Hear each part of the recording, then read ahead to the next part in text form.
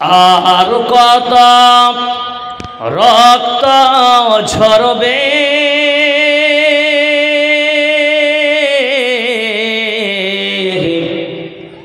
আর কত মানুষ মরবে আর কত রক্ত ঝরবে আর কত মানুষ মরবে কখনো কি আর সোনালি জামানা কখনো কি আর সোনালি জামানা অমরের যুগ ফিরে আসবে জোরে বলুন তো সকলে আমিন জোরে বলুন আমিন উমরের যুগ ফিরে আসবে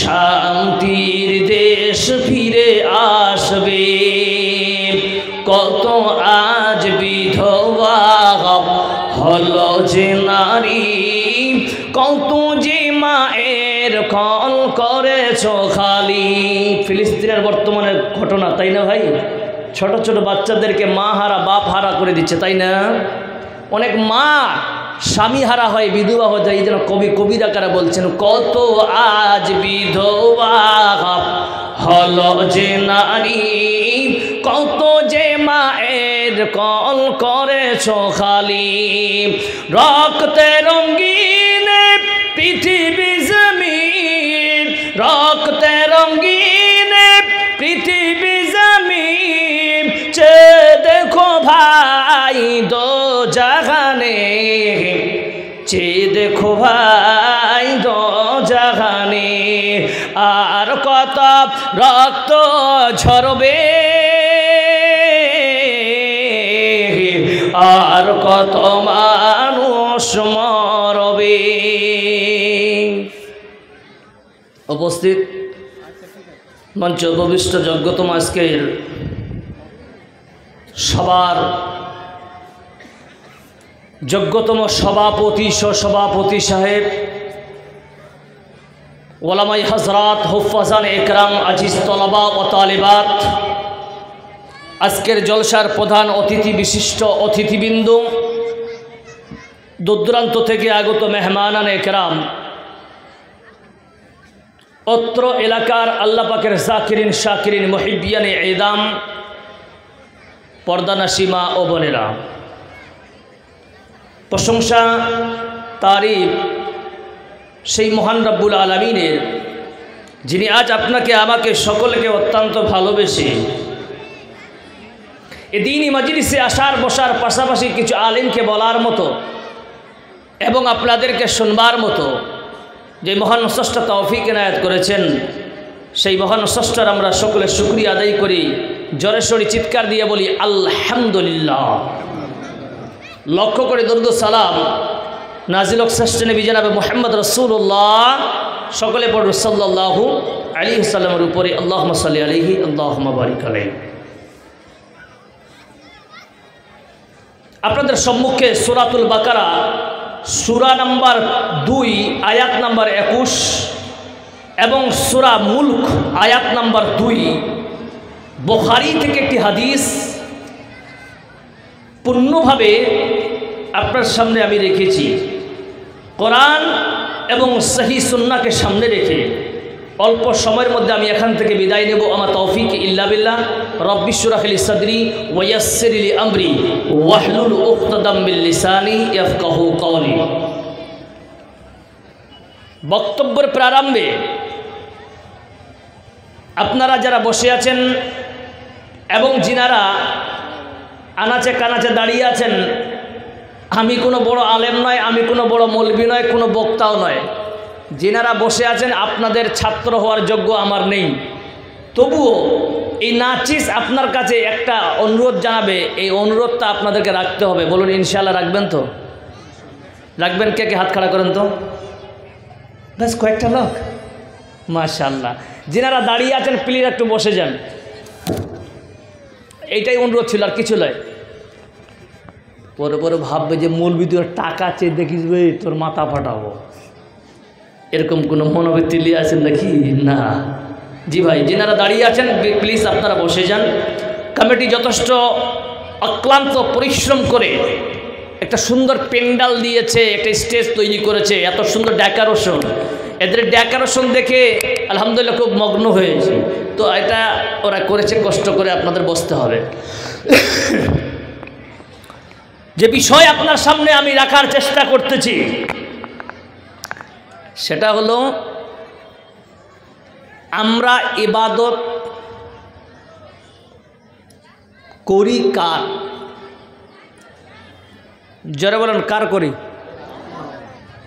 আল্লাহর ইবাদত করি, তাই তো? ইবাদত করি কার এবং কেন? কারণ তো থাকবে। ভাত খাই কেন? ক্ষুধা মিটানোর জন্য, ক্ষুধা নিবারণ হবে এই জন্য। ছেলেকে হাই ডিগ্রি দিই কেন? High level high degree complete করে ছেলে চাকরিজীবী হবে এই জন্য। ঠিক না বেঠিক? তো ইবাদত করি আমরা আল্লাহ। আল্লাহ কি ইবাদত করতে বলেছেন? হ্যাঁ না না বলেন? জি বলেছেন? জি। দলিল একটার পর একটা আসবে, কিন্তু আপনাকে বলি ইবাদত কাকে বলে এটাকে জানি আমরা। সর্বপ্রথম আমরা দেখিনি, একটা হলো আবিদ, একটা হলো মাবুদ, একটা হলো আব্দ, একটা হলো ইবাদত। ভালো করে বুঝেন, একটা হলো আব্দ, মাবুদ, ইবাদত, আব্দ। আবিদ বলা হয় যারা করে, মাবুদ বলা হয় যার উদ্দেশ্যে করা হয়, আব্দ বান্দা, মাবুদ, আবিদ, মাবুদ, ইবাদত যেটা আমরা করি। বুঝা গেল? মৌলভী সাহেব, আমরা সাধারণত মানুষ আমরা এটাই জানি ইবাদত মানে নামাজ, ইবাদত মানে রোজা, ইবাদত মানে যাকাত, ইবাদত মানে হজ, নাকি জি? না না, এটাই তো সবাই জানে, সাধারণ এটাই। কিন্তু শোনেন, এখানে মুসলমান কে কে আছেন হাত খাড়া করেন তো। মুসলমান কে কে? আমি একজন হাত খাড়া করলাম, বাকি কে কে আছেন হাত খাড়া করেন। দুইটা হাত খাড়া করেন। আমি দুটো হাত খাড়া করে কেন বলছি জানেন? যদি ঘুম থাকে তো ভেঙে যাবে, নামান। তাহলে আমরা মুসলমান নিঃসন্দেহে হাত খাড়া করলাম, এটাই বাস্তবতা। এবার আসেন, তাহলে মুমিন আমরা সবাই ইনশাআল্লাহ। যারা প্রকৃত ইমানদার এদের অফার আল্লাহ পাক কি দিচ্ছেন জানেন? একজন মুমিন বান্দা তার মাথার চুলের কোণা থেকে নিয়ে পায়ের নৌকের কোণা পর্যন্ত আল্লাহ পুরো বডিটাকে ইবাদত বলে গণ্য করেছেন। বলুন সুবহানাল্লাহ। জি, টার্গেট আপনার উদ্দেশ্য থাকবে আমার যে ইবাদত করতেছি, যেটাই কাজ করি না কেন, সেই কাজটা যেন আমার আল্লাহর উদ্দেশ্যে যেন হয়, সৎ উদ্দেশ্যে, আল্লাহকে সন্তুষ্ট করার জন্য। বলুন সুবহানাল্লাহ। এই ইবাদত করেও আপনি জাহান্নামে যাবেন, এটাই কোরআন বলছে। কারণ ইবাদত যদি আপনার যদি আল্লাহর সন্তুষ্ট না হয়, মানুষকে সন্তুষ্ট করার উদ্দেশ্যে যদি আপনার ইবাদত হয়, সেই ইবাদত আপনাকে জাহান্নামে নিয়ে যাবে। কথা করে বলে আসছে আপনাদের, বুঝতে পারলাম? সুধী মণ্ডলী, মুসলমান ইমানদার হাসবে ইবাদত, যারা বলুন সুবহানাল্লাহ। ইমানদার হাসবে ইবাদত, ইমানদার পায়খানা করলেও ইবাদত, ইমানদার পেশাব করবে ইবাদত, ইমানদার উযু করবে এটাও ইবাদত। ইবাদত মুমিন বান্দা বাজার করবে ইবাদত, মুমিন বান্দা হাঁটবে ইবাদত। মুমিন বান্দার পুরো জিন্দেগিটাই আল্লাহ ইবাদত করে রেখেছেন। বন্ধুরে, আল্লাহ পাক বলতেছেন, ইয়া আইয়ুহান নাস উবুদু রাব্বাকুমুল্লাযী খালাকাকুম। আল্লাহ পাক বলতেছেন গোলাম শুনে নাও, এই জায়গায় নাস কথাটা আম কোরআনে বলা হয়েছে, ইয়া আইয়ুহান নাস উবুদু আই ওয়াহিদু রাব্বাকুম। ওরে পৃথিবীর মানুষেরা তোমরা শুনে নাও, এক আল্লাহর দাসত্ব স্বীকার করে নাও। কোন রবের তোমরা দাসত্ব গ্রহণ করবা? আল্লাহ পাক তার নিজেই বলতেছেন আল্লাযী খালাকাকুম ওয়াল্লাযীনা মিন ক্বাবলিকুম, যে তোমাকে এবং তোমার পূর্ববর্তীদেরকে সৃষ্টি করেছে, সেই তোমরা রবের উদ্দেশ্যকে তোমরা মেনে নাও, তার দাসত্ব করো, তাকে এক বলে স্বীকার করে না। বন্ধুরে, এটা ছিল আল্লাহর আদেশ। এবার দেখে, এবার আল্লাহ পাক আপনাকে যে দুনিয়ায় পাঠালো, এই পাঠানোর উদ্দেশ্যটা হলো তার ইবাদত করবে। বন্ধু, আল্লাহ তাআলা দ্বিতীয় জায়গায় যে বলছে আল্লাযী খালাকাল মাউতা ওয়াল হায়াতা। ওরে বান্দা, তোমার জিন্দেগি একটা আছে, একটা মত আছে। মানুষের যেমন জন্ম হয়, অনুরূপ ওই বান্দার তুমি মওত হয়। জোরে বলুন ঠিক না বেঠিক? জন্ম নিয়েছো বান্দা, তোমার মরণ হবেই অনিবার্য। বান্দারে, যখন জন্ম হয়েছে মওত হয়েছে হবে। এই মওত এবং জন্মের মাঝখানে, হায়াত এবং জিন্দেগির মাঝখানে বান্দা তোমার জন্য একটা অফার আল্লাহ দিয়েছেন, সেটা হলো আল্লাযী খালাকাল মাউতা ওয়াল হায়াতা লিয়াবলুয়াকুম। আল্লাহ বলছেন বান্দা শোন, মওত এবং হায়াতের মাঝখানে গোলাম তোমাকে আমি পরীক্ষায় ফেলবো। জোরে বলুন সুবহানাল্লাহ। লিয়াবলুয়াকুম, বান্দা তুমি পরীক্ষায় থাকবে। বন্ধু, আজকে রায়পুরওয়ালা আপনাদের প্রশ্ন করে, এই যে আপনারা সুন্দর একটা প্যান্ডেল করেছেন, এই প্যান্ডেলের মধ্যে মনে করেন আপনারা একটা পরীক্ষার সেন্টার তৈরি করলেন, টাইম দিলেন সকাল 10টা থেকে 3টা অবধি পরীক্ষা চলবে। যারা ফার্স্ট হবে তাদেরকে 5 লাখ টাকা পুরস্কার দেওয়া হবে, আর যারা অংশ শুধু গ্রহণ করবে তাদের কিছু না দিলেও 20,000 টাকা দেওয়া হবে। মুসলমান জবাব দেন, এই জায়গা রায়পুরের মানুষেরা কি ফর্ম ফিল আপ শেষ করতে পারবে? পারবে? টাকার লোভে পারবে না। আল্লাহ বলছেন গোলাম শোনো, এই জায়গায় সবাই পরীক্ষা দিতে আসবে, 3টা ঘন্টা সময় থাকবে। সবাই বলুন তো 20,000 টাকার চক্করে থাকবে না 1 লাখ 5 লাখ টাকার চক্করে থাকবে? জোরে বলেন। সবাই মনে করবে আমি যেন ফার্স্ট হই আর প্রথম পুরস্কার হাসিল করতে পারি।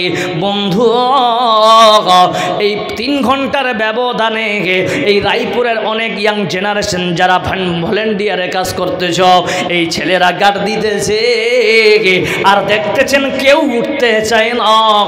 3 ঘন্টার মধ্যে পরীক্ষা বসলো, পরীক্ষায় মাথায় কিছু আসে না, তবুও বসে আছে। কারণ সহযোগিতা যদি পায় তাহলে আমার অ্যান্সারটা করে বলুন ঠিক না বেটি? বন্ধু, আল্লাহ বলছেন গোলাম শোন, দুনিয়ার জিন্দেগিতে তোমাকে আমি পাঠালাম পরীক্ষা দেওয়ার জন্য। আপনি যে সকাল থেকে সন্ধ্যা পর্যন্ত ঘুরবে, চলাটাও পরীক্ষার মধ্যে আছে। আপনি চলছেন, শ্বাস নিঃশ্বাস প্রশ্বাস যা করতেছেন, হাসছেন কাঁদছেন, যা করেন না কেন, এভরিথিং যেটাই আপনার জিন্দগিতে আছে প্রত্যেকটা মুহূর্ত আল্লাহর কাছে আপনাকে জবাব দিতে হবে। জোরে বলুন ঠিক না বেঠিক? ও মুসলমান, আপনি পরীক্ষা দিতেছেন, আল্লাহর নবী বলতেছেন মুমিন শোন, পরীক্ষা দিতে গিয়ে তুমি ঘাবড়িয়ে যাবে না। কারণ আল্লাহর নবী বা হাদিস দ্বারা বুঝাচ্ছেন মুমিন আর দুনিয়া মুসিজ্জুনুল মুমিনিন, এই দুনিয়াটা ইমানদারদের জন্য জেলখানা। আর জান্নাতুল কাফিরিন, আর দুনিয়াটা হলো কাফের মুশরিক বেঈমানদের জন্য জান্নাত। মুমিন আজকে ও মুসলমান আপনাকে বলে, জেলের সঙ্গে আল্লাহর নবী মুমিন বান্দার জিন্দেগিকে কেন উদাহরণ দিলেন ভালো করে শুনেন। আজকে আপনাদের পাশে 4 কিলোমিটার দূরে মালদা জেলখানা আছে কিনা জোরে বলেন। এই জেলখানা কে কে দেখেছেন হাত খাড়া করেন তো, সবাই দেখেছে কিনা? জেলখানা দেখবেন উপা একটা প্রাচীর দেওয়া আছে, উঁচু আছে না নাই? বলেন তো আছে না নাই? হ্যাঁ, এই উঁচু কেন জেলখানা করা হলো? আল্লাহর নবী কত বড় বৈজ্ঞানিক ছিলেন দেখুন। জেলখানায় যতই বড় মস্তান হোক রায়পুরের, সেই যদি মনে করি আজকে আমি খাসি খাবো, খাওয়াবে কি? দিবে খেতে? জেলখানা দিবে? দেবে না। বলছে আজকে আমি ওটা করব না, আজকে আমি এই রুমে ঘুমাবো, আমাকে ভিআইপি রুম দিতে হবে না। শিডিউল যেটা মোতায়েন করা হয়েছে সরকারে, জেলার যেটা সিস্টেম তৈরি করেছে, ওই সিস্টেম অনুযায়ী বান্দা তোমাকে চলতে হবে। বলুন ঠিক না বেঠিক? আল্লাহ পাক বলতেছেন গোলাম সকল, যেই জেলখানার জিন্দগি একটা কায়দির তুমি নিয়ে নাও, একটা কায়দি তার মানমানি করতে পারে না। পারবে কি? পারে না। সে জেলখানা থেকে যদি বের না হওয়া হয়, এই জন্য মোটা মোটা রড দিয়ে তাকে একটা বড় একটা দরজা বানানো হয়েছে। বলুন ঠিক না বেঠিক ভাই? বান্দা তুমি পালিয়ে আসবে, এই জন্য উঁচু দেওয়াল দেওয়া হয়েছে। এই উঁচু দেওয়াল যদি টপকে পার হতে চাও, পাছা গরম করবে কিনা জোরে বলেন। বন্ধুরে আল্লাহ তাআলা বলতেছেন, ও মুমিন শোন, দুনিয়ার জিন্দগি চলবা কোনো মানা নাই। এই জিন্দগি হায়াত এবং মৌতের মাঝখানে জিন্দগিটা আমি তোমাকে দিলাম। এই জমিনের মালিক হলাম আমি, এই জমিনটাতে তুমি চলবা, আমার আইন ফলো করে চলবার গেলাম। আমার আইনের বিরুদ্ধে যদি তুমি চলতে চাও বান্দা, তোমার মরার পরে আমারও পাছা, তোমারও পাছা গরম হবে জাহান্নামে। জোরে বলুন ঠিক না বেঠিক? এই বান্দা তুমি যে খাচ্ছ, তোমার খাওয়াটা কি রকম হবে? 10 বছরের জিন্দেগিতে মদিনাতে আল্লাহর নবী ছিলেন, জেলারদের একটা খাবার মোতায়েন করা আছে। এখনকার বাজারে বৈজ্ঞানিক প্রমাণ করেছেন, এই বৈজ্ঞানিক এখন প্রমাণ করছে, কিন্তু 1500 বছর আগে আমার নবী আপনার নবী বলে গেছে, এক পেট তোমরা খাবে, এক পেট পানি খাবা, এক পেট খালি রাখবা। পেটটাকে 3টা হিস্সা করতে বলেছিল কে? আপনার নবী, আমার নবী জনাবে মুহাম্মদ সাল্লাল্লাহু আলাইহি সাল্লাম। বন্ধুরে রায়পুর জালসায় মাংস ভাত বলে আছে, আজকে সবাই মিলে পেট ভরে এখান থেকে খাচ্ছি, আর কালকে সদর হাসপাতালে গিয়ে ভর্তি আছে। না না না না, খাবারের মধ্যে আমার সুন্নত নাই, বিসমিল্লাহ বলছি না। তাহলে খাবারটা যদি আল্লাহর নবীর তরিকায় মতো না হয়, আল্লাহর আইনের মতো না হয়, বান্দা কিসের আপনারা ইমানদারের আপনি দাবি করতে পারেন? হकीकत से ये दुनिया बेखबर है, दुनिया की नुमाइश पर नजर है, नमी गोयब के आज दुनिया जुदा बख्श, बुखार कार के बाशी बा खुदा बाश। सुधी मंडली আল্লাহ পাক বলতেছেন, বান্দারে ভয় করিস না, করিস না। পরীক্ষা দিবি, কাউকে ভয় করবি না, নকল করার কোনো দরকার নাই। বলুন তো নকল হয় কিনা পরীক্ষা দেই? আল্লাহ বলছেন নকল করা দরকার না গাই। তোমার জন্য আমি একটা জিনিস দিলাম, সেটা হলো কি, ইয়া আইয়ুহাল্লাযীনা আমানু, ওরে ঈমানদারদেরকে আল্লাহ বলতেছেন কুনু মা'আস-সাদিকিন। বান্দা এখন তো নবী নাই, সাহাবা নাই, তাবে নাই তবে তাবি না খাই। এই মুহূর্তে তোমার জিন্দেগি কি করে আল্লাহ আল্লাহ হবে? গোলাম শুনে না, নকলের দরকার নাই। তুমি কি করবা? একজন সত্যবাদী মানুষকে তুমি চিহ্নিত করে না গাও। কুনু হলো আমরের সেগা। এখানে আলেমেরা বসে আছেন, গ্রামার আরবি গ্রামার যারা বোঝে, আমি তো কোনো বড় মৌলবি নাই। কুনু হলো আমরের সিগা, আর আমর দালালাত করে ইস্তিমরারির, আর ইস্তিমরারির ফায়দা হলো কি? একটা আমার সবসময় বলুন ঠিক না বেঠে বন্ধুরে, একজন আলিমের কাছে আপনারা যদি সহযোগিতা নেন, মৌলবি সাহেব আমি কেমন করে চলবো, মৌলবি আপনাকে শিরুল দিয়ে দিবে, ওই মান অনুপাতে আপনি চলবে। কিন্তু কতদিন চলবে? আল্লাহ বলছেন কোন মাসাদিকিন, সব সময়ের অর্থ হলো যতক্ষণ মত বান্দা না আসে। জোরে বলুন সুবহানাল্লাহ। এতক্ষণ ধরে আলেমের কদর করতে হবে। কিন্তু বন্ধু, আমরা ইবাদত করতে গিয়ে আমরা মুশরিক তো হয়ে যাই না? তাহলে দেখেন আপনাদের এলাকায় বিয়ে হয়, বিয়ে লাগে বিয়ে বাড়িতে দেখবেন হলুদ মাখা হয়, কি হয় না? আরে ভাই কথা বলে বাংলা বুঝতে পারছেন না আপনারা? হলুদ মাখা হয়। এই যে হলুদ মাখা হচ্ছে, ছেলেকে মাখানো হয় না মেয়েকে? দুইজনকে মাখানো হয় কিনা? ছেলেকে মাখাচ্ছে কে? তার বোন, মা, খালাতো বোন, ফুফাতো বোন, বান্ধবীগুলো এসে মাখায় কিনা? যারা বলেন, আরে ভাই কথা বলেন, মাখায় কি মাখায় না? আমি অত বড় মৌলবি নয়, ফতুয়াবাজি কাটতে আসিনি। একটাই কথা বলবো, এগুলো কোথায় পেলেন? কোন হাদিস থেকে তো প্রমাণ না। গায়ে মুসলমান কোথায় পেলেন আপনারা? এখন তো একটা নতুন ফ্যাশন দেখলাম, হলুদের মতো কাপড় পাওয়া, শাড়ি পাওয়া যাচ্ছে কিনা? জোরে বলেন।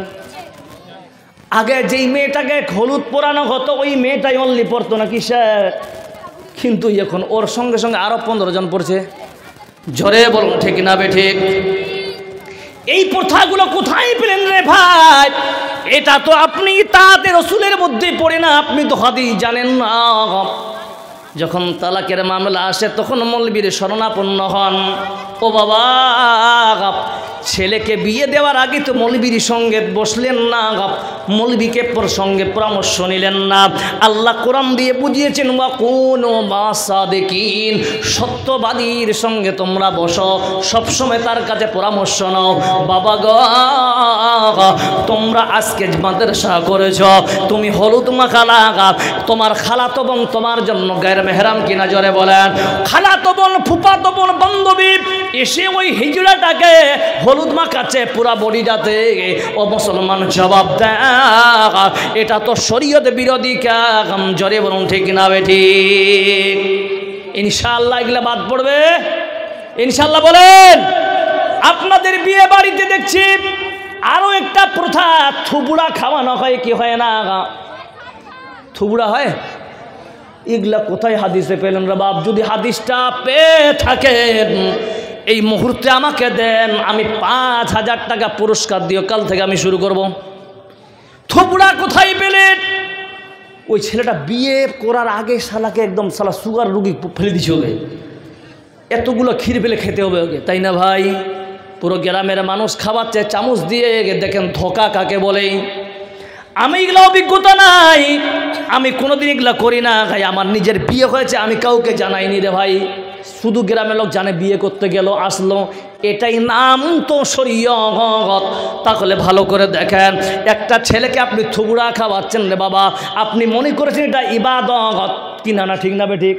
আসলে তো এটা ইবাদত নয়, ইবাদতের নামে আপনি গুনায় লিপ্ত হচ্ছেন। বলুন ঠিক না বেঠিক? থুবড়া খাওয়াচ্ছেন, আলেমদেরকে বলুন তো কোনোদিন কোনো আলেমদের থেকে তাকে চামচ দিয়ে খাওয়াচ্ছেন? আমি বললাম ভাই সবগুলো খেয়েছি, বলছে মাথা খারাপ, আমি ফেলে দিই, উগলে দিই।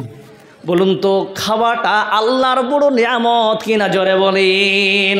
গোলাম এই এলাকায় অনেক মানুষ আছে জীবনে তার মুখে পায়েস হয় না খায়।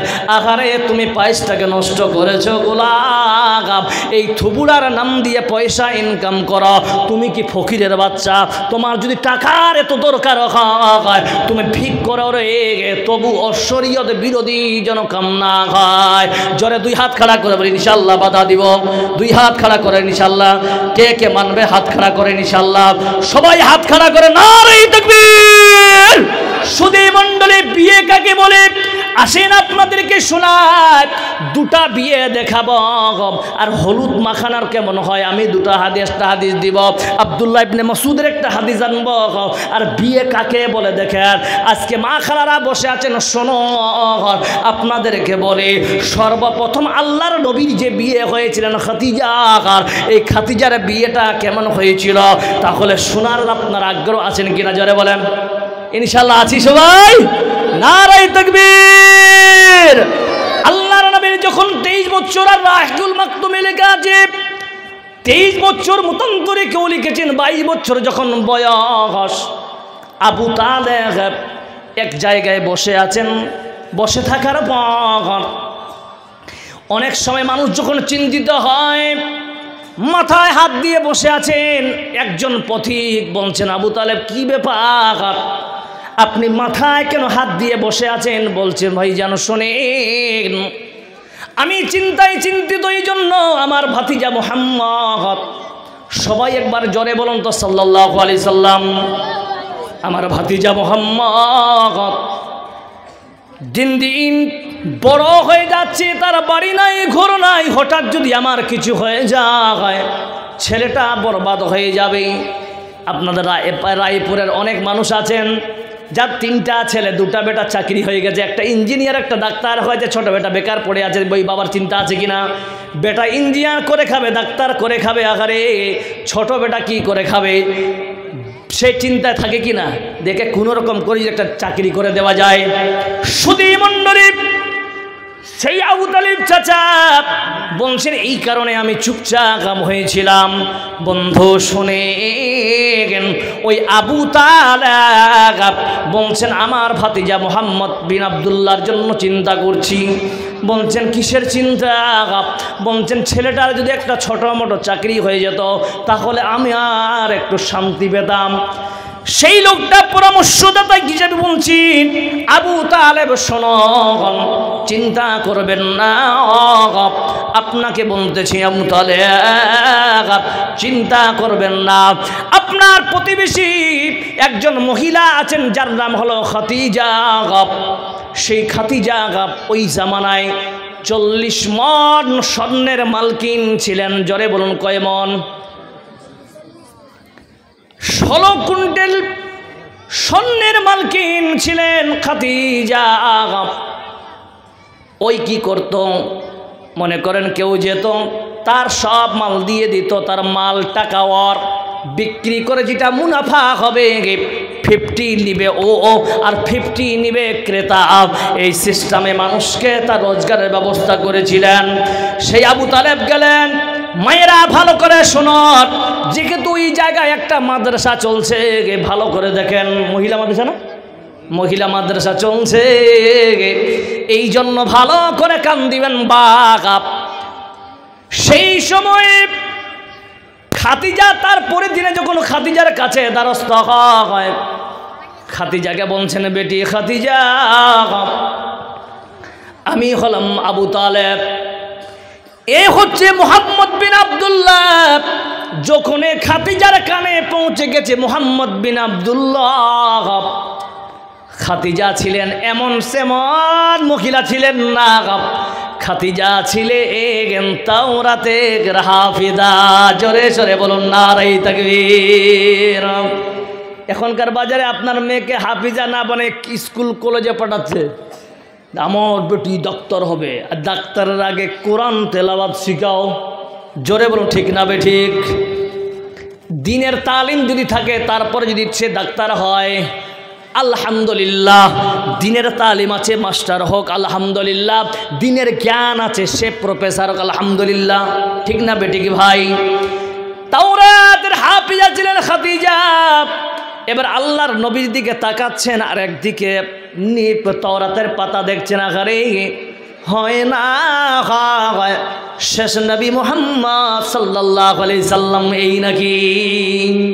আবু তালেব বলছেন, বেটি রে, এই বেটা মুহাম্মদ বাবা নাই, ইয়তিম ছেলে, এর জন্য এসেছি, কিছু কাজ দাও। বলছেন, চাচা কালকে আপনার ভাতিজা মুহাম্মদকে পাঠাবেন, খুব সংক্ষিপ্ত বলছি। তারপরে আসলেন আবু তালেব কথা মতো এবার খাদিজার কাছে তারপরে দিনে আসলেন। আসার পরে মুহাম্মদ সাল্লাল্লাহু আলাইহি ওয়াসাল্লাম এবার খাদিজার দেখছেন লাইন দিয়ে আছে, সিস্টেম হলো যে আগে আসবে সে পাবে। সবাই দেখছেন লাস্টে মুহাম্মদ সাল্লাল্লাহু আলাইহি ওয়াসাল্লাম। এবার মুহাম্মদ সাল্লাল্লাহু আলাইহি ওয়াসাল্লামের ভাগে যে টপলাটা ছিল কাপড়ের সেটা উঠাবেন।